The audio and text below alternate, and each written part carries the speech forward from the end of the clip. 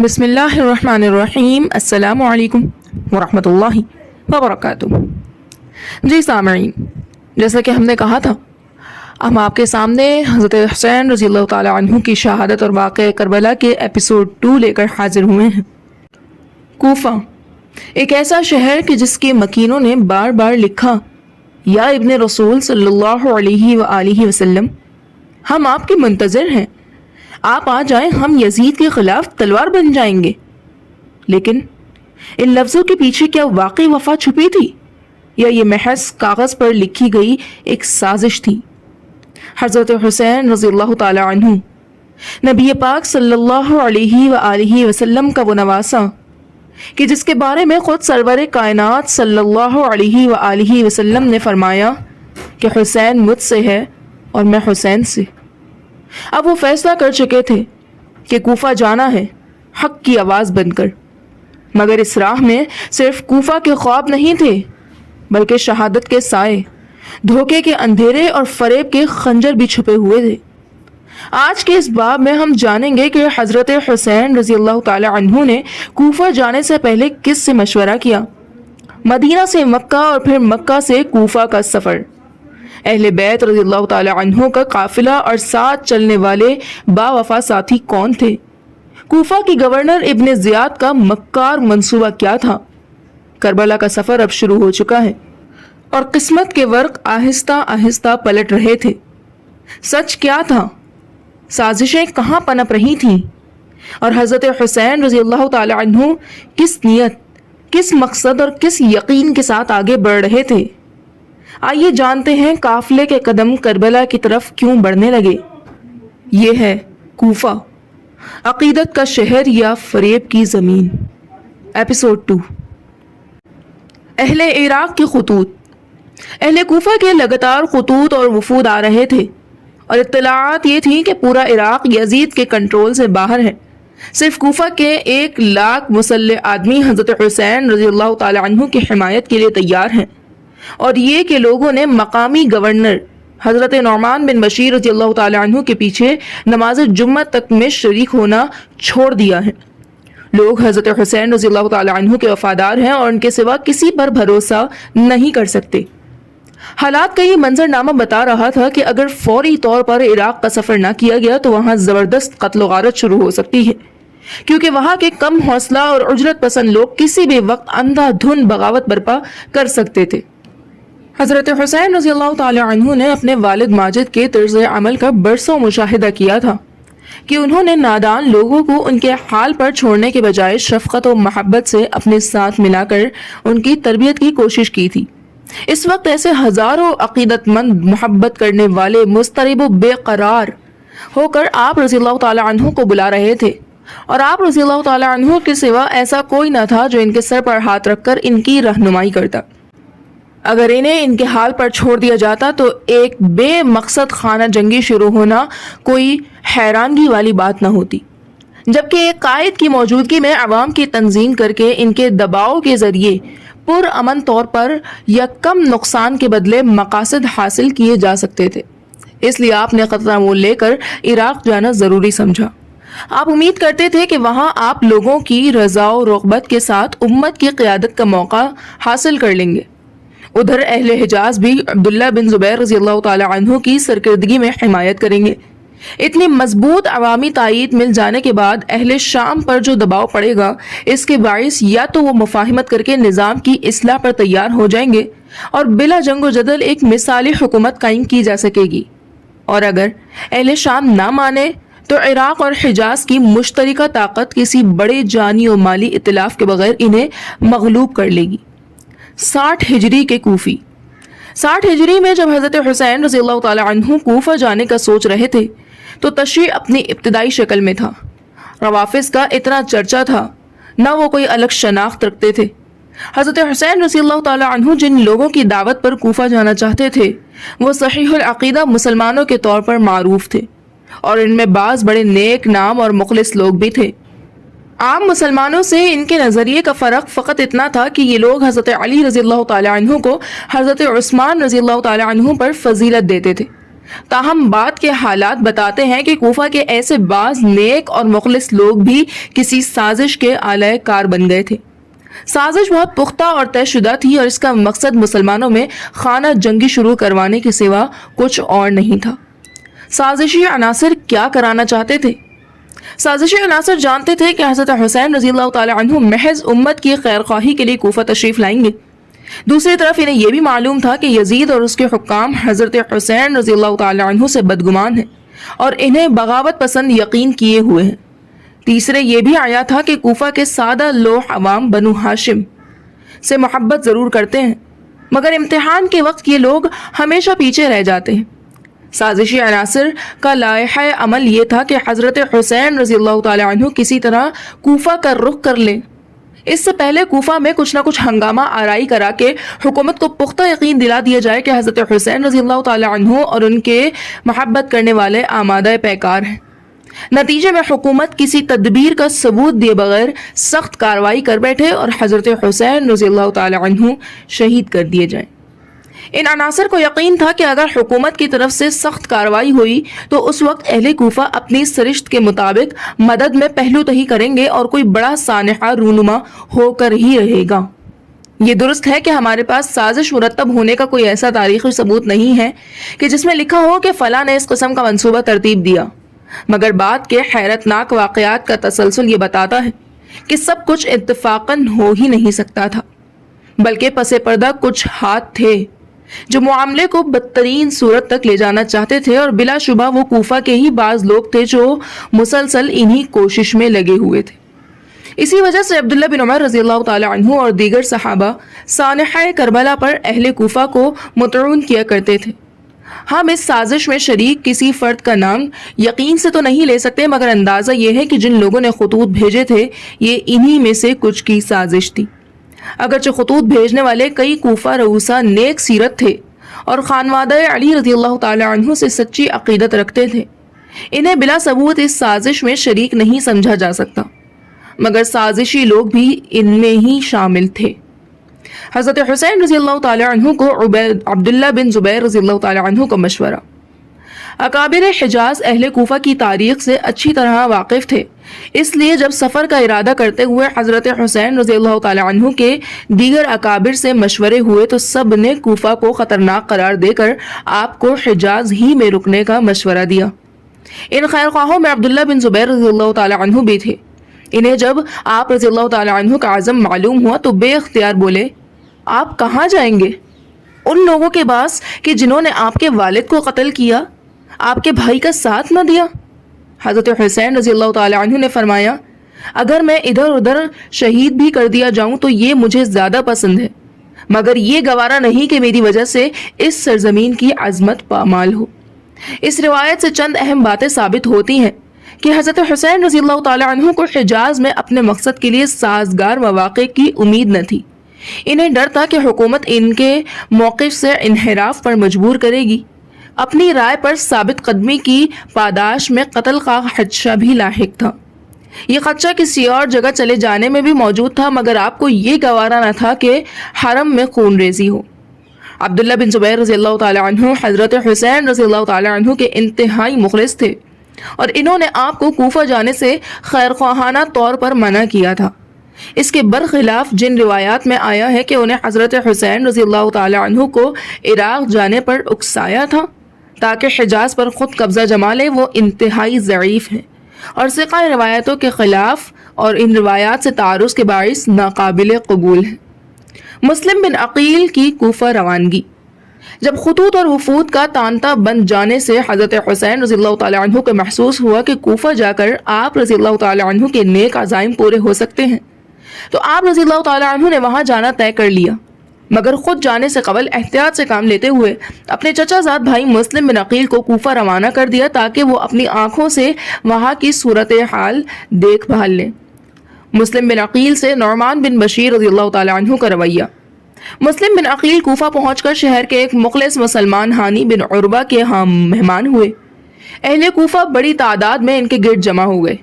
کوفہ کے گورنر نعمان بن بشیر رضی اللہ تعالی عنہ ایک عالم فاضل صحابی تھے، 2 ہجری میں پیدا ہوئے، 114 حدیثوں کے ارادی اور بہترین خطیب تھے، مسلم بن عقیل کی آمد اور ان کی سرگرمیوں سے واقف ہونے کے باوجود نعمان بن بشیر رضی اللہ تعالی عنہ نے ان پر کوئی روک ٹوک نہ کی۔ کوفہ کے بعض سخت مزاج افسران نے نعمان بن بشیر رضی اللہ تعالی عنہ کی اس کشادہ روی پر تنقید کی اور انہیں کمزوری کا طعنہ دیا۔ انہوں نے فرمایا کہ اللہ کی اطاعت میں حدود میں رہ کر کمزور کہلانا مجھے پسند ہے، مگر یہ گوارا نہیں کہ اللہ کی نافرمانی کر کے طاقتور کہلاؤں۔ ابو نجف کی روایت میں نعمان بن بشیر رضی اللہ تعالی عنہ کا مسلم بن عقیل کے اصحاب کے لیے یہ فقرہ بھی موجود تھا کہ میں شک و شبے یا الزام کی بنیاد پر گرفت نہیں کروں گا۔ ہاں اگر یہ ظاہر ہوا کہ تم نے خلیفہ کی بیعت توڑ دی ہے اور سربراہ کی مخالفت کی ہے تو اللہ کی قسم میں تلوار سے کام لینے میں کوئی کسر نہ چھوڑوں گا۔ اس سے ظاہر ہے کہ حضرت نعمان بن بشیر رضی اللہ تعالی عنہ بھی مسلم بن عقیل اور حضرت حسین رضی اللہ تعالی عنہ کی سرگرمیوں کو فتنہ و فساد نہیں سمجھتے تھے۔ ظاہر ہے کہ وہ گورنر تھے، ان کے پاس ساری اطلاعات پہنچ رہی ہوں گی۔ اگر حقیقت میں مسلم بن عقیل کسی مسلح بغاوت کی تیاری کر رہے ہوتے تو یہ بات ان سے چھپی نہیں رہ سکتی تھی اور وہ اس پر ضرور قدغن لگاتے۔ مسلم بن عقیل کا اطمینان بخش مراسلہ اور حضرت حسین رضی اللہ تعالی عنہ کا عزم سفر۔ مسلم بن عقیل نے ان حالات میں حضرت حسین رضی اللہ تعالی عنہ کو اطلاع بھیج دی کہ 12,000 افراد بیعت کر چکے ہیں، آپ تشریف لے آئے۔ ایک روایت میں ہے کہ تمام کوفہ والے آپ کے ساتھ ہیں، آپ جو ہی میرا خط پڑھیں تشریف لے آئیے۔ یہ مراسلہ 11 ذی القعدہ 60 ہجری کو روانہ کیا گیا تھا۔ کوفہ میں حالات کی تبدیلی، عبید اللہ بن زیاد کا تقرر۔ مسلم بن عقیل کا مراسلہ پہنچنے میں 3-4 ہفتے لگے اور اس دوران کوفہ کے حالات خاصے بدل گئے کہ جن سے حضرت حسین رضی اللہ تعالی عنہ بے خبر رہے۔ ہوا یہ کہ کوفہ کے بعض شدت پسند عمرا نے مسلم بن عقیل کے بارے میں گورنر حضرت نعمان بن بشیر رضی اللہ تعالی عنہ کی نرم خوئی کو ناپسند کیا۔ پہلے انہیں برا بلا کہا، جب وہ اپنی کشادہ دلی پر قائم رہے تو یزید کو سارا حال نمک مرچ لگا کر لکھ کر بھیج دیا۔ اس نے نعمان بن بشیر رضی اللہ تعالی عنہ جیسے پختہ عمر اور بصیرت مند انسان کو معزول کر دیا۔ اپنے حکم نامے میں عبید اللہ بن زیاد سے رضامندی اور خوشی کا اظہار کرتے ہوئے بصرہ کے ساتھ کوفہ کی حکومت بھی اس کے سپرد کر دی۔ ساتھ ہی حکم دیا کہ مسلم بن عقیل کو تلاش کرو، مل جائے تو قتل کر ڈالو۔ اس طرح عراق کے سارے معاملات ایک ایسے شخص کے اختیار میں آ گئے کہ جس کی افتاد طبع کسی وقت کسی بھی ناگوار واقعے کو جنم دے سکتی تھی۔ عبید اللہ بن زیاد یزید کا حکم ملتے ہی بصرہ سے سیدھا کوفہ پہنچ گیا۔ مسلم بن عقیل اس وقت شہر کے ایک ممتاز سرکاری امیر ہانی بن عروہ کے ہم قیام پذیر تھے۔ عبید اللہ بن زیاد کو اس چیز کی خبر مل گئی۔ اس نے ہانی کو بلا کر پوچھ گچھ کی۔ جب انہوں نے مسلم بن عقیل کا پتہ نہ بتایا تو سخت زد و کوب کے بعد قلعے میں بند کر دیا۔ مسلم بن عقیل کا قتل۔ اس موقع پر مسلم بن عقیل سے بھی ایک سخت لغزش ہوئی جس نے واقعات کا رخ بالکل ہی موڑ دیا۔ وہ اپنے میزبان ہانی بن عروہ کو چھڑانے کے لیے 4,000 مسلح افراد کے ساتھ میدان میں آ گئے۔ جب اس مجمع کو لے کر وہ قصر امارات کی طرف بڑھے تو شروع میں عبید اللہ بن زیاد خوفزدہ ہو گیا، مگر جلد ہی اہل کوفہ کی پرانی سرشت کا ایک بار پھر اظہار ہوا۔ مسلم بن عقیل ابھی آگے بڑھ ہی رہے تھے کہ 30-30 40-40 افراد ان کا ساتھ چھوڑ کر دائیں بائیں نکلنے والی گلی میں فرار ہوتے چلے گئے، یہاں تک کہ جب مسلم بن عقیل عبید اللہ بن زیاد کے مقابلے میں آئے تو گنتی کے چند لوگ، تقریباً 50 آدمی ان کے ساتھ رہ گئے تھے۔ جو 40-50 افراد مسلم بن عقیل کے ساتھ رہ گئے تھے ان کی اکثریت کو عبید اللہ بن زیاد نے چالاکی اور دھوس سے کام لیتے ہوئے میدان سے ہٹا دیا۔ اس کے بعد مسلم بن عقیل کو گرفتار کرنے کے لیے سپاہیوں کو آگے بڑھایا۔ اس جھڑپ میں مسلم بن عقیل زخمی ہو کر تاریکی میں فرار ہو گئے۔ اس وقت حالت یہ تھی کہ شہر کی گلیوں کا راستہ بنانے کے لیے کوئی ایک فرد بھی ساتھ نہ تھا۔ خانوادہ بنی ہاشم کا یہ چشم و چراغ زخمی حالت میں بھوکا پیاسا اکیلا کوفہ کی گلیوں میں بھٹکتا رہا۔ آخر ایک خاتون نے پانی پلایا اور یہ جان کر کہ وہ مسلم بن عقیل ہے پناہ دی، مگر اس عورت کا بیٹا عبید اللہ بن زیاد کے وفادار ساتھیوں میں سے ایک تھا۔ اس نے مخبری کر دی۔ مسلم بن عقیل اس گھر سے گرفتار کر لیے گئے۔ عبید اللہ بن زیاد نے انہیں بڑی بے دردی سے قتل کر کے لاش محل کی چھت سے نیچے پھینکوا دی۔ ہانی بن عروہ کو بھی قتل کر دیا گیا۔ صحابہ کرام رضی اللہ تعالی عنہ نے کوفہ جانے سے منع کیا۔ حضرت حسین رضی اللہ تعالیٰ ان حالات سے بے خبر تھے۔ مسلم بن عقیل کی اطمینان دہی پر آپ رضی اللہ تعالیٰ عنہ نے اہل و عیال سمیت کوفہ جانے کی تیاری کر لی تھی۔ یہ طے ہے کہ آپ ذی الحجہ کے پہلے عشرے میں نکلے تھے۔ جب آپ مکہ سے کوفہ کے لیے نکلے تھے اور نکلنے لگے تو حضرت عبداللہ بن عباس رضی اللہ تعالیٰ عنہ سے اجازت چاہی تو وہ بولے، آپ کہاں جا رہے ہیں؟ ان لوگوں کے پاس کہ جنہوں نے آپ کے والد کو قتل کر دیا، جنہوں نے آپ کے بھائی کو زخم لگایا۔ اگر میرے اور آپ کے لیے عیب کی بات نہ ہوتی تو میں آپ کو سر کے بالوں سے پکڑ کر روک لیتا۔ حضرت حسین رضی اللہ تعالی عنہ نے ان کو بھی وہی جواب دیا کہ جو عبداللہ بن زبیر رضی اللہ تعالی عنہ کو دیا تھا۔ فرمایا کہ مجھے کہیں اور قتل ہو جانا اللہ اور رسول کے مقدس شہروں میں خون ریزی برپا ہو جانے سے زیادہ عزیز ہے۔ جابر بن عبداللہ، ابو سعید خدری اور ابو واقد لیثی رضی اللہ تعالی عنہ نے بھی عراق جانے سے روکا۔ حضرت عبداللہ بن عمر رضی اللہ تعالی عنہ کا ذکر پیچھے آ چکا ہے کہ انہوں نے بھی منع کیا تھا۔ بعد میں فرمایا کرتے تھے کہ حسین رضی اللہ تعالی عنہ نے نکلنے کے معاملے میں ہماری نہ چلنے دی۔ میری جان کی قسم، انہوں نے اپنے والد اور بھائی کے جو عبرتناک حالات دیکھے اور لوگوں کی ان سے جو بے وفائی دیکھی، اس کے بعد تو انہیں زندگی بھر کوئی نقل و حرکت نہیں کرنی چاہیے تھی، بلکہ انہیں اس صلح میں داخل ہو جانا چاہیے تھا جس میں سب داخل ہوئے تھے کہ اجتماعیت میں ہی خیر ہوتی ہے۔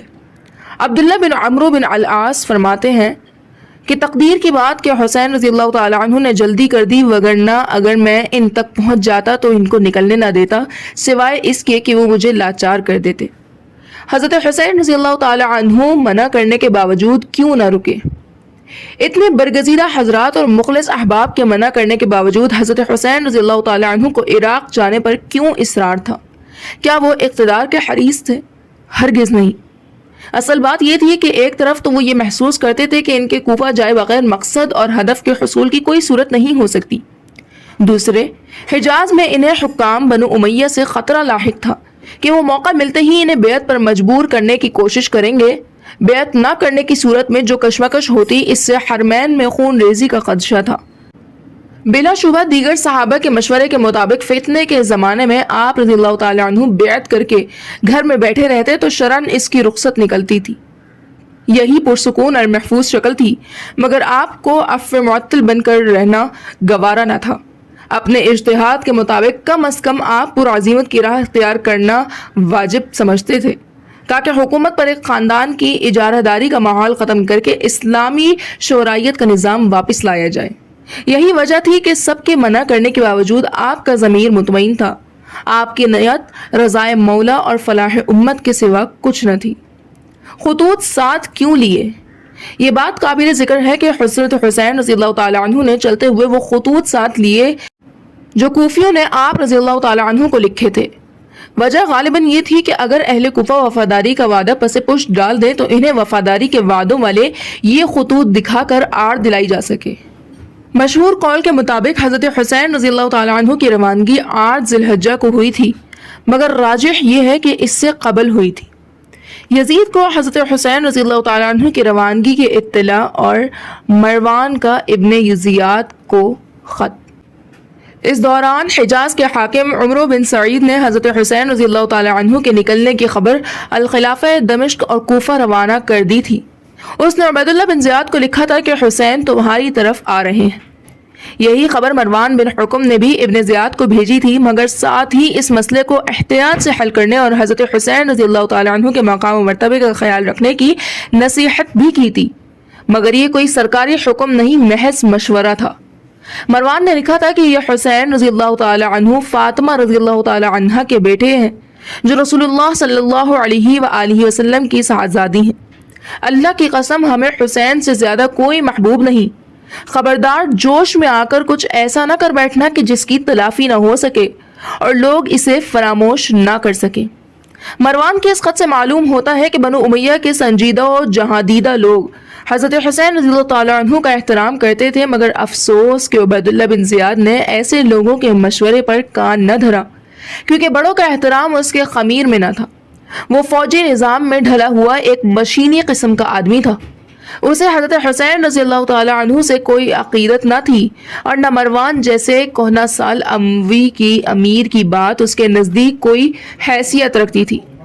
یزید کا خط عبید اللہ بن زیاد کے نام۔ اس دوران یزید نے عبید اللہ بن زیاد کو ایک مراسلے میں لکھ کر بھیجا تھا کہ مجھے خبر ملی ہے کہ حسین کوفہ کی طرف آ رہے ہیں۔ حسین رضی اللہ تعالیٰ عنہ کے معاملے میں سارے زمانوں میں تمہارے زمانے کو، سارے شہروں میں سے تمہارے شہر کو اور سارے حکام میں سے تم کو امتحان آ پڑا ہے۔ ایسے ہی امتحانات میں پڑھ کر لوگ ترقی پاتے ہیں یا غلاموں کی طرح پس درجہ ہو جاتے ہیں۔ یزید نے اسے مسلم بن عقیل کے قتل پر شاباش دیتے ہوئے یہ احکام بھی دیے تھے کہ جاسوس اور مسلح پہرے دار تعینات کر دو، جن لوگوں پر شک ہو انہیں گرفتار کر لو اور جس پر کوئی الزام ہو اسے پکڑ لو، مگر قتل اسی کو کرنا جو تم سے جنگ کرے۔ مجھے پیش آمدہ حالات کی اطلاع دیتے رہنا۔ یزید کے مراسلے پر تبصرہ۔ اس مراسلے سے ثابت ہوتا ہے کہ یزید کی طرف سے ابن زیاد کو قافلہ حسینی پر ابتدائی دست درازی کرنے کی اجازت نہیں دی گئی تھی، بلکہ ایسی کارروائی کو ناگزیر حالت کے ساتھ مشروط کیا گیا تھا۔ ممکن ہے کہ یزید نے اپنے خیال میں اس تدبیر کو کافی سمجھا ہو، مگر حالات نے ثابت کیا کہ یہ ہدایات بالکل ناکافی تھی۔ اسی مراسلے میں مسلم بن عقیل کے قتل پر ابن زیاد کی جو حوصلہ افزائی کی گئی تھی وہ اس سخت مزاج شخص کو اس خبط میں مبتلا کرنے کے لیے کافی تھی کہ حریف کا قلعہ قمع کرنے کے ذرا بھی گنجائش ملے تو اسے غنیمت سمجھنا چاہیے، اور یہ کہ قافلہ حسینی سے رعایت نہیں برتنی چاہیے۔ اگر یزید اس کی جگہ عبید اللہ بن زیاد کو یہ ہدایت دیتا کہ حضرت حسین رضی اللہ تعالیٰ عنہ کو احترام کے ساتھ دمشق بھیج دیا جائے تو سازشی عناصر کی امیدیں بر نہ آتی۔ بلا شبہ یزید کی یہ سنگین غلطی جس نے معاملے کو انتہائی حد تک بگاڑ دیا۔ عبید اللہ بن زیاد کی حضرت حسین رضی اللہ تعالیٰ عنہ کو بے خبر رکھنے کی بھرپور کوشش۔ مسلم بن عقیل کے قتل کے بعد عبید اللہ بن زیاد کی پہلی کوشش یہی تھی کہ حضرت حسین رضی اللہ تعالیٰ عنہ کو کوفہ کی صورتحال سے بالکل بے خبر رکھا جائے۔ اس نے کوفہ سے بصرہ اور شام تک تمام شاہراہوں پر اتنی سخت ناکہ بندی کرائی کہ تقریباً پورے مہینے کوئی شخص یہ علاقے عبور کر کے حضرت حسین رضی اللہ تعالیٰ عنہ تک نہ پہنچ سکا، اور نہ ہی عرب سے آنے والا کوئی شخص پوچھ گچھ اور تلاشی کے بغیر عراق کی حدود میں داخل ہو سکا۔ مسلم بن عقیل 8 ذی الحجہ کو قتل کیے گئے تھے اور اس سے 2-3 دن قبل حضرت حسین رضی اللہ تعالیٰ عنہ مکہ سے نکلے تھے۔ انہیں یہ بھی معلوم نہ تھا کہ کوفہ میں اب نرم دل نعمان بن بشیر رضی اللہ تعالیٰ عنہ نہیں، سخت گیر عبید اللہ بن زیاد مسلط ہے۔ اگر راستے بند نہ ہوتے تو کوفہ سے نکلنے والا کوئی خبر رساں انہیں جزیرۃ العرب کی سرحد کے آس پاس یہ اطلاع دے دیتا، مگر لاعلمی کی وجہ سے کاروان حسینی کے مسافر آگے بڑھتے چلے گئے۔ حضرت حسین رضی اللہ تعالیٰ عنہ واپسی پر آمادہ اور برادران مسلم بن عقیل کا آگے بڑھنے پر اصرار۔ عراق کے سرحد کے قریب پہنچ کر آپ کو خبر ملی کہ مسلم بن عقیل رضی اللہ تعالیٰ عنہ کوفہ میں قتل کر دیے گئے ہیں۔ حضرت حسین رضی اللہ تعالیٰ عنہ نے اندازہ لگایا کہ اب ان کو حکام کی طرف سے سخت سلوک اور عوام کی جانب سے بے وفائی کے سوا کچھ نہیں ملے گا، اور عبید اللہ بن زیاد آپ کو مسلم بن عقیل اور ہانی بن عروہ جیسے سلوک کا نشانہ بنائے گا۔ اس لیے آپ کو یہی بہتر لگا کہ واپس حجاز چلے جائیں، مگر مقدر میں جو لکھا ہو وہ ہو کر رہتا ہے۔ جب آپ رضی اللہ تعالیٰ عنہ نے واپسی کا خیال ظاہر کیا تو مسلم بن عقیل کے بھائیوں نے جو آپ کے ہمراہ تھے جوش میں آ کر کہا، اللہ کی قسم ہم جب تک مسلم کے خون کا بدلہ نہیں لیں گے واپس نہیں جائیں گے، چاہے خود سب قتل ہو جائیں۔ یہ سن کر حضرت حسین رضی اللہ تعالیٰ عنہ نے فرمایا کہ تمہارے بغیر جینے کا کیا لطف۔ ان نوجوانوں نے یہ بھی کہا کہ آپ واپس کیوں لوٹ رہے ہیں جبکہ ہمارا بھائی وہاں مارا گیا ہے اور آپ کے پاس ان لوگوں کے خطوط موجود ہیں کہ جن پر آپ کو وثوق ہے۔ آپ پھر کچھ پر امید ہوئے اور المقیسہ کے سے کچھ آگے ضلع کوفہ کی سرحد تک پہنچ گئے جہاں عبید اللہ بن زیاد کے حکم سے پہرے لگائے گئے تھے۔ انہیں یہی ابن زیاد کے سالار حر بن یزید سے ملاقات ہوئی۔ حر بن یزید کا مشورہ، حضرت حسین رضی اللہ تعالیٰ عنہ کا دمشق جانے کا فیصلہ اور اس کی وجوہات۔ حر بن یزید ایک شریف آدمی تھا۔ اس نے حضرت حسین رضی اللہ تعالیٰ عنہ کی خیر خواہی کی، پوچھا کہاں تشریف لے جا رہے ہیں۔ جب آپ نے کوفہ کا ارادہ بتایا تو حر نے سختی سے منع کیا اور کہا آپ واپس چلے جائیں، وہاں آپ کے لیے خیر کی کوئی امید نہیں۔ ان حالات میں حضرت حسین رضی اللہ تعالیٰ عنہ نے یزید کے پاس دمشق جانے کا فیصلہ کیا۔ یہ فیصلہ اتنا اٹل تھا کہ آپ کسی تردد کے بغیر فوراً اس پر عمل پیرا ہو گئے اور شام کا راستہ اختیار کر لیا۔ لائحہ عمل میں تبدیلی کی وجہ یہ تھی کہ حضرت حسین رضی اللہ تعالیٰ عنہ نے اپنی فقاہت و بصیرت کی بدولت مسئلے کی نوعیت بدلتے دیکھ لی تھی۔ آپ سمجھ چکے تھے کہ یزید کی حکومت قائم و مستحکم ہو چکی ہے، لہٰذا ایک قائم شدہ حکومت کو ختم کرنے کی کوشش اب خروج اور بغاوت کے زمرے میں آئے گی، لہٰذا آپ نے شرعی حدود میں رہتے ہوئے متبادل راستے کو ترجیح دی اور چاہا کہ دمشق میں جا کر یزید سے ملاقات کی جائے، شاید کہ روبرو مذاکرات سے اصل مقصد حاصل ہو جائے۔ آپ کا یہ طرز عمل بتاتا تھا کہ یزید کی حکومت کے متعلق اپنی عزیمت پر مبنی رائے کے باوجود آپ ان صحابہ کے نقطہ نگاہ کا بھی احترام کرتے تھے جنہوں نے شرعی گنجائش دیکھتے ہوئے یزید کی حکومت کو بعض بنیادی انتظامی کمزوریوں کے باوجود قبول کر لیا تھا۔ حضرت حسین رضی اللہ تعالیٰ عنہ کے کوفہ جانے کا مقصد بھی حصول اقتدار نہیں بلکہ انہی کمزوریوں کی اصلاح تھا۔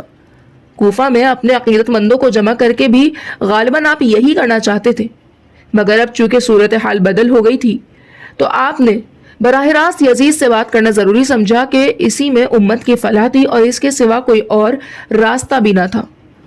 اگرچہ یہ بات ظاہر تھی کہ دمشق اور کوفہ میں حکومتی پالیسی یکساں ہوگی اور حکومتی حلقے میں ہر جگہ آپ کو باغی گمان کیا جا رہا ہوگا، مگر ابن زیاد کی سخت مزاجی کو دیکھتے ہوئے اسے سمجھنا بہت مشکل تھا کہ جبکہ یزید سے آپ کو یہ توقع تھی کہ ابن زیاد جیسا سخت سلوک نہیں کرے گا اور کوئی فیصلہ کرنے سے پہلے کم از کم آپ کا موقف ضرور سنے گا۔ آپ دمشق کے راستے پر تقریباً 45 میل 72.5 کلومیٹر سفر کر کے آخر کربلا تک جا پہنچے، جو کوفہ سے دمشق جانے والی شاہراہ پر واقع ہے۔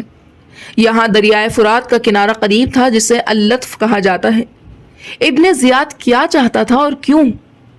عبید اللہ بن زیاد چاہتا تھا کہ قافلہ حسینی کو شام کی طرف جانے دیتا، مگر افسوس کہ اس نے ذرا بھی مروت کا مظاہرہ نہ کیا اور کربلا میں اسے روکوا کر اصرار کیا ہے کہ حضرت حسین رضی اللہ تعالیٰ عنہ یہی گرفتاری دے کر اس کے پاس کوفہ حاضر ہوں۔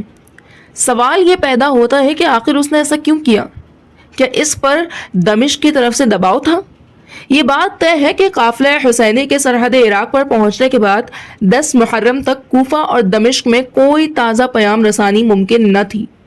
دمشق سے موصولہ ہدایات کے مطابق اس کا فرض منصبی عراق کے حالات کو قابو میں رکھنا تھا۔ وہاں کے لوگ اس سے مرعوب ہو چکے تھے اور حضرت حسین رضی اللہ تعالیٰ عنہ بھی اب کوفہ سے دور جا رہے تھے۔ ایسے میں عبید اللہ انہیں جانے کی گنجائش کیوں نہیں دے رہا تھا؟ اسے تو خوش ہونا چاہیے تھا کہ ایک آزمائش سے جان چھوٹ رہی ہے۔ ہم ابن زیاد کے رویے کو ایک جرنیل کی ضد اور ہٹ دھرمی کہہ سکتے تھے۔ یہ ماننا پڑے گا کہ عبید اللہ بن زیاد نے نواسہ رسول صلی اللہ علیہ وآلہ وسلم کو ایک خطرناک باغی اور ایک بدترین مجرم شمار کیا تھا۔ شاید وہ اپنی انا کو تسکین دینا اور اپنا دبدبہ قائم کرنا چاہتا تھا۔ اس نے جس طرح مسلم بن عقیل اور ہانی بن عروہ کو مجبور اور لاچار بنا کر قتل کیا تھا، اسی قسم کا سلوک وہ حضرت حسین رضی اللہ تعالیٰ عنہ کے ساتھ بھی کرنے کی ٹھانے ہوئے تھا، تاکہ سب پر حکام کی دہشت بیٹھ جائے اور لوگ صدیوں تک حکومت کے خلاف سر اٹھانے کا خیال تک ذہن میں نہ لائیں۔ اگر ابن زیاد صرف کوفہ میں بغاوت پسندی کی روک تھام چاہتا تو اس کے لیے بہت آسان تھا کہ حضرت حسین رضی اللہ تعالیٰ عنہ تک نعمان بن بشیر رضی اللہ تعالیٰ عنہ کی معزولی، اپنی تقرری، اہل عراق پر قابو اور مسلم بن عقیل کے دردناک انجام کی خبریں جلد از جلد پہنچنے دیتا۔ حضرت حسین رضی اللہ تعالیٰ عنہ کو اطلاعات پہلے مل جاتی تو وہ راستے سے بآسانی واپس جا سکتے تھے، مگر ابن زیاد نے سرحدوں پر اتنی سخت ناکہ بندی کر دی کہ مقامی دیہاتی بھی صوبے کی حدود سے نہیں نکل سکتے تھے۔ چنانچہ حضرت حسین رضی اللہ تعالیٰ عنہ تک کوئی اطلاع نہیں پہنچ سکی اور وہ بے خبری کے عالم میں حدود عراق میں داخل ہو گئے۔ یہی ابن زیاد چاہتا تھا اور یہی اس کا مقصد تھا کہ انہیں آنے دے اور یکدم گرفتار کر لے، یہ ثابت کرے کہ میں اتنا بڑا سیاستدان ہوں کہ حسین رضی اللہ تعالیٰ عنہ جیسے بڑے لیڈر کو اپنے جال میں پھانس لیا۔ یہی وجہ تھی کہ عبید اللہ بن زیاد کی طرف سے سرحدی سپاہ کو یہ حکم دیا گیا تھا کہ وہ قافلہ حسینی کو سیدھا کوفہ لے آئیں۔ حضرت حسین رضی اللہ تعالیٰ عنہ نے اس حکم کو ماننے سے انکار کر دیا اور کوفہ کی فوج کا افسر حر بن یزید طبعی نرمی اور شرافت کی وجہ سے آپ کو روکنے سے گریزا رہا۔ عمر بن سعد کی کربلا روانگی۔ اس صورتحال سے ابن زیاد سٹپٹا گیا۔ اس نے عمر بن سعد کو تہران کی گورنری کے وعدے کے ساتھ یہ مہم سونپ دی کہ وہ جا کر حضرت حسین رضی اللہ تعالیٰ عنہ سے نمٹ لے، یعنی انہیں کسی امان کے وعدے کے بغیر غیر مشروط طور پر گرفتار کر کے کوفہ لے آئے اور اگر وہ خود کو حوالے نہ کریں تو انہیں قتل کر دیں۔ چونکہ حضرت حسین رضی اللہ تعالیٰ عنہ جیسی باعظمت شخصیت پر ہاتھ ڈالنا تا قیامت بدنامی مول لینے کے مترادف تھا، اس لیے عمر بن سعد نے معذرت کی، مگر ابن زیاد نے عہدہ چھیننے، گھر منہدم کرانے اور گردن اڑانے کی دھمکی دی۔ عمر بن سعد نے صبح تک کی مہلت مانگی اور رات بھر سوچتا رہا۔ دل و دماغ کی جنگ میں دماغ فتح یاب ہوا۔ صبح آ کر اس نے آمادگی ظاہر کی اور فوج کو ساتھ لے کر کربلا جا پہنچا۔ مقتل کربلا۔ میدان کربلا میں سرکاری فوج کے افسران عمر بن سعد، شمر بن ذوالجوشن اور حسین بن نمیر کے حضرت حسین رضی اللہ تعالیٰ عنہ سے بات چیت ہوئی۔ حضرت حسین رضی اللہ تعالیٰ عنہ نے ان کو اللہ اور دین کا واسطہ دیا اور کہا، مجھے امیر المؤمنین کے پاس جانے دو، میں اپنا ہاتھ ان کے ہاتھ میں دے دوں گا۔ یہ اتنا معقول اور واضح مطالبہ تھا کہ جس پر حکام کے سارے گلے شکوے دور ہو جانے چاہیے تھے، مگر عبید اللہ بن زیاد کی طرف سے حضرت حسین رضی اللہ تعالیٰ عنہ کو غیر مشروط طور پر گرفتار کرنے کا حکم تھا۔ اس لیے سالاران فوج نے جواب دیا کہ اس کے سوا اور کوئی صورت نہیں کہ آپ ابن زیاد کے فیصلے پر خود کو حوالے کر دیں۔ حضرت حسین رضی اللہ تعالیٰ عنہ کا افواج کوفہ کو 3 اختیارات دینا۔ تمام راستے مسدود دیکھ کر حضرت حسین رضی اللہ تعالیٰ عنہ نے دوسرے مرحلے میں حکام کے سامنے 3 صورتیں رکھی۔ نمبر 1، جہاں سے آیا ہوں وہیں واپس جانے کی اجازت دی جائے۔ نمبر 2، یزید کے پاس چلے جانے کا موقع دیا جائے، اور نمبر 3، کسی سرحد کی طرف نکل جانے دیا جائے۔ عمر بن سعد مان گیا۔ اس نے عبید اللہ بن زیاد کو اطلاع دی، مگر اس نے صاف انکار کر دیا اور غیر مشروط گرفتاری دینے پر اصرار کیا۔ ابو نجف کے مطابق عبید اللہ بن زیاد حضرت حسین رضی اللہ تعالیٰ عنہ کی اس پیشکش پر راضی ہونے لگا تھا، مگر شمر بن ذوالجوشن اس نے اسے سمجھایا کہ غیر مشروط گرفتاری ہی درست اقدام ہے تاکہ فیصلہ حکومت کے اختیار میں رہے۔ شمر نے عبید اللہ بن زیاد سے کہا کہ اللہ نے دشمن کو آگ کے قابو میں دیا ہے اور آپ اسے چھوڑ رہے ہیں۔ ابن زیاد کا پہلا فیصلہ بھی یہی تھا، چنانچہ یہ پیشکش مسترد کر دی گئی۔ شمر کی رائے پر فیصلہ دینے سے عبید اللہ بن زیاد کا اپنا کردار بے داغ نہیں ہو جاتا۔ دراصل شمر نے اس کے دل کی بات کہہ دی تھی، ورنہ وہ کوئی بچہ نہ تھا کہ شمر اسے بہکا لیتا۔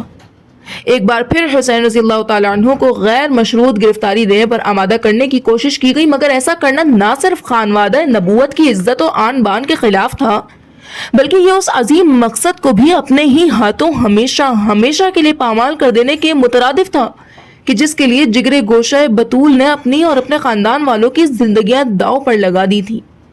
اس لیے آپ رضی اللہ تعالیٰ عنہ نے فرمایا کہ ایسا کبھی نہیں ہو سکتا۔ گرفتاری کیوں نہ دی؟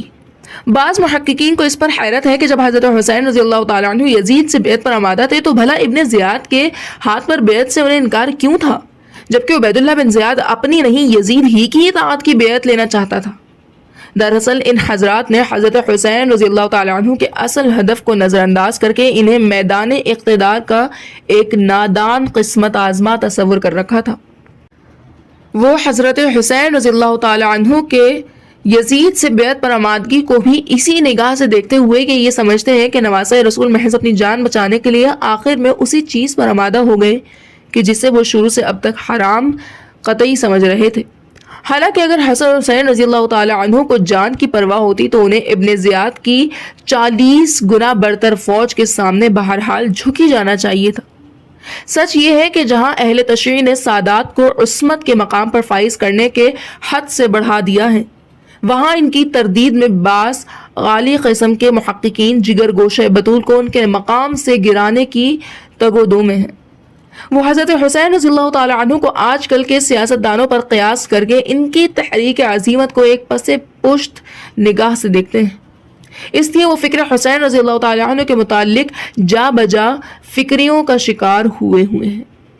حضرت حسین رضی اللہ تعالیٰ عنہ کے اعلیٰ مقاصد کو سامنے رکھیں تو ان کے ہر فعل کی توجیہ سمجھ آ سکتی ہے۔ حضرت حسین رضی اللہ تعالیٰ عنہ کا سیاسی اصطلاحات کا نفاذ تھا، اور آپ ان اصلاحات کے نفاذ کی شرط پر بیعت کرنا چاہتے تھے۔ چونکہ یہ اختیار صرف یزید کے پاس تھا، اس لیے آپ اسی سے براہ راست مل کر بیعت کرنا چاہتے تھے۔ عبید اللہ بن زیاد کے پاس اصلاحات کا مطالبہ ماننے کا اختیار تھا ہی نہیں، اس لیے اس سے بیعت کرنے کا کوئی مطلب ہو ہی نہیں سکتا تھا۔ بالخصوص ایسے حال میں جبکہ وہ کسی تحفظ اور یزید کے پاس پہنچانے کی ضمانت دیے بغیر غیر مشروط بیعت لینے پر مصر تھا۔ جنگ کیسے چھڑی؟ بات چیت ختم ہو جانے کے بعد بھی عمر بن سعد جنگ کو ٹالنا چاہتا تھا، مگر یہ عبید اللہ بن زیاد کوفہ میں بیٹھ کر پل پل کی خبریں لے رہا تھا۔ اس نے جویریہ بن بدر تیمی کو یہ حکم دیا کہ عمر بن سعد کو فوراً حسین اور ان کے ساتھیوں سے لڑائی شروع کرے، ورنہ اس کی گردن اڑا دی جائے گی۔ عمر بن سعد نے یہ دھمکی سنی تو جلدی جلدی ہتھیار پہنے اور جنگ شروع کرنے کا اعلان کر دیا۔ حضرت حسین رضی اللہ تعالیٰ عنہ نے گفت و شنید کو لا حاصل دیکھا تو اپنی صف کی طرف واپس چل دیے۔ اکتوبر کا مہینہ تھا، ہلکی سردی کا موسم تھا، اس لیے آپ جبہ پہنے ہوئے تھے۔ عمر بن سعد کی فوج کے ایک شخص عمر طہوری نے آپ کی پشت پر تیر چلا دیا۔ یہ گویا جنگ کا اعلان تھا۔ تیر حضرت حسین رضی اللہ تعالیٰ عنہ کے جبے میں دونوں شانوں کے بیچ پیوست ہو گیا۔ اس دوران کوفہ کی گھڑ سوار فوج کے سالار حر بن یزید کا ضمیر جاگ اٹھا۔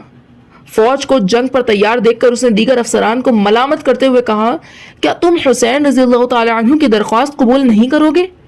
اللہ کی قسم اگر ایسی درخواست ترکستان اور دلم کے کفار بھی تم سے کرتے تو اسے مسترد کرنا جائز نہ ہوتا، مگر ان افسران پر کوئی اثر ہی نہ ہوا۔ تب حر نے اپنے گھوڑے کا رخ پھیرا اور اسے حسین رضی اللہ تعالیٰ عنہ اور ان کے اصحاب کی طرف دوڑا دیا۔ یہ حضرات سمجھے کہ کوئی لڑنے آ رہا ہے۔ حر نے قریب آ کر اپنی ڈھال الٹ دی جو صلح کا اشارہ تھا، اور سب کو سلام کیا۔ اس کے بعد ابن زیاد کی فوج پر حملہ کر دیا۔ ان میں سے 2 کو قتل کیا اور خود بھی شہادت پائی۔ حضرت حسین رضی اللہ تعالی عنہ کی توہین۔ اب فریقین ہتھیار تھام کر سامنے آ گئے۔ ابن زیاد کے سپاہیوں نے لڑائی بھڑکانے کے لیے سادات کی توہین شروع کر دی۔ ایک بدبخت نے کھڑے ہو کر آواز لگائی، کیا تمہارے درمیان حسین ہے؟ جواب ملا، ہاں۔ اس شخص نے کہا، انہیں دوزخ کی خوشخبری دو۔ حضرت حسین رضی اللہ تعالیٰ عنہ نے فرمایا، نہیں، بلکہ رب معاف فرمانے والا ہے، مہربان اور رحیم ہے کہ جس کی اطاعت کی جاتی ہے۔ پھر آپ رضی اللہ تعالیٰ عنہ نے پوچھا، اچھا تو کون ہے؟ بولا، میں حویزہ کا بیٹا۔ آپ رضی اللہ تعالیٰ عنہ نے بے ساختہ کہا، الہی اسے دوزخ میں کھینچ لے۔ اسی وقت اس کی شخص کی سواری بدک کر بھاگی اور اس کا پاؤں رکاب میں پھنسا رہ گیا۔ گھسٹتے گھسٹتے پورا بدن ٹکڑے ٹکڑے ہو گیا، رکاب میں صرف اس کا پاؤں باقی رہ گیا۔ صاحبزادے عبداللہ کا قتل اور جنگ کا آغاز۔ حضرت حسین رضی اللہ تعالیٰ عنہ کے صاحبزادے عبداللہ نہایت حسین و جمیل تھے۔ ایک کوفی سپاہی نے انہیں دیکھ کر کہا، اسے تو میں ضرور قتل کروں گا۔ دوسرے لوگوں نے سمجھایا کہ اسے قتل کرنے سے تجھے کیا مطلب، مگر وہ اڑا رہا اور ہتھیار کھینچ کر عبداللہ پر چڑھ دوڑا۔ جب اس نے عبداللہ پر وار کیا تو وہ چلائے، ہائے چچا۔ حضرت حسین رضی اللہ تعالیٰ عنہ نے آواز سنی تو بولے، ایسے شخص کی آواز پر لبیک جس کے مددگار کم ہیں اور دشمن بہت۔ یہ کہہ کر آپ نے اس کوفی پر حملہ کیا اور اس کا ہاتھ کاٹ پھینکا، پھر دوسرا وار کرتے ہوئے اسے مار ڈالا۔ اس کے بعد عام لڑائی شروع ہو گئی۔ اہل کوفہ کی بے ہمتی۔ کوفہ کے کچھ لوگ جنگ کا نظارہ دیکھنے میدان جنگ کے قریب ٹیلوں پر پہنچ چکے تھے۔ وہ اشک بار ہو کر یہ مناظر دیکھ رہے تھے اور اللہ کی نصرت اترنے کی دعائیں کر رہے تھے، مگر ان کی بے ہمتی کا یہ عالم تھا کہ ذرا نیچے اتر کر حضرت حسین رضی اللہ تعالی عنہ کی مدد تک کے لیے نہ گئے۔ کسی نے کہا، اللہ کے دشمنوں، تم نیچے اتر کر ان کی مدد کو کیوں نہیں جاتے؟ مگر وہ تو نہ کوئی جواب دے سکے نہ ہی عملاً کچھ کر پائے۔ اس وقت حضرت حسین رضی اللہ تعالیٰ عنہ کے ساتھ 100 کے قریب افراد تھے۔ ان میں حضرت علی رضی اللہ تعالیٰ عنہ کے 5 بیٹوں اور بنو ہاشم کے 16 افراد کے علاوہ بنو سلیم اور بنو کنانہ کے ایک حلیف بھی تھا۔ ابن عمر بن زیاد نامی شخص بھی انہی میں شامل تھا۔ حضرت حسین رضی اللہ تعالیٰ عنہ کی شہادت۔ آخرکار اس خون ریز لڑائی میں سرکاری افواج کے ہاتھوں حضرت حسین رضی اللہ تعالیٰ عنہ کے تمام ساتھی قتل ہو گئے، شہید کر دیے گئے۔ ان میں 10 سے زیادہ نوجوان ان کے گھر کے تھے۔ ایک تیر آ کر حضرت حسین رضی اللہ تعالیٰ عنہ کے اس معصوم بچے کو لگا جو ان کی گود میں تھا۔ حضرت حسین رضی اللہ تعالیٰ عنہ اس کا خون پوچھتے جاتے اور کہتے جاتے، اے اللہ، ہمارے اور ان کے درمیان تو ہی انصاف کر۔ انہوں نے ہمیں اس لیے بلایا کہ ہماری مدد کریں، اور اب یہ ہم لوگوں کو قتل کر رہے ہیں۔ حضرت حسین رضی اللہ تعالیٰ عنہ کو یقین ہو گیا کہ یہ لوگ نہ صرف انہیں قتل کر کے رہیں گے بلکہ ان کی لاش سے کپڑے اتارنے میں بھی توقف نہیں کریں گے۔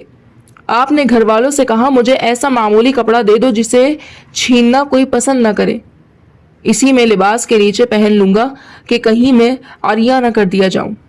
خواتین نے ایک پرانی چادر دے دی، آپ نے اسے پھاڑ کر لباس کے نیچے پہن لیا، پھر تلوار لے کر نکلے۔ کچھ دیر کشت تو خون کا ہنگامہ برپا رہا۔ آخر کار حسین رضی اللہ تعالیٰ عنہ بھی بڑی دلیری سے لڑتے لڑتے شہید ہو گئے۔ قاتلوں نے اس چادر کے سوا آپ کے باقی کپڑے اتار لیے اور سر مبارک کو تن سے جدا کر دیا۔ انا للہ و انا الیہ راجعون۔ شہدائے کربلا۔